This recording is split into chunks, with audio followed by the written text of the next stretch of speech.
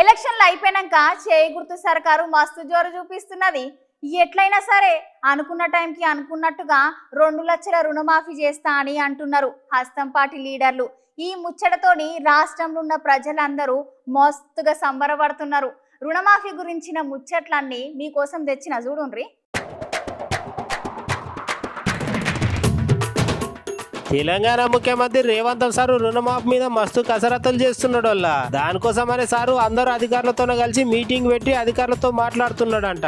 అవునల్లా ఎలక్షన్ల ఇచ్చిన హామీలు ఈసారి ఎట్లయినా నిలబెట్టుకునేందుకు చేకూర్తు పార్టీ గట్టిగానే ప్లాన్ చేసింది. ఇప్పటికే రేవంత్ సారు తెలంగాణలో ఆదాయ మార్గాల మీద అన్వేషణ సుతం మొదలు పెట్టిండు.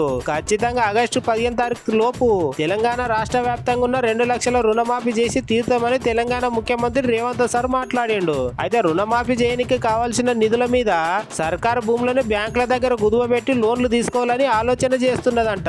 దీని మీద ఇప్పటికే రంగారెడ్డి, మేడ్చల్ జిల్లాలలో దగ్గర 48,000 కోట్ల విలువైన 760 ఎకరాల సర్కారు జాగాని అధికారులు గుర్తించిండ్రట. ఈ జాగాలన్నిటికీ సర్కారు బ్యాంకులలో కుదువబెట్టి రుణమాఫీ చేయాలని చేకూర్తు సర్కారు అనుకుంటుందంట. చూడాలే మరి రేవంత్ సార్ అన్నమాట ప్రకారం ఆగస్టు 15 తారీఖు వరకు రుణమాఫీ చేస్తాడా, ఇప్పుడు అప్పుడు అని తేదీలు మారుస్తాడా అని.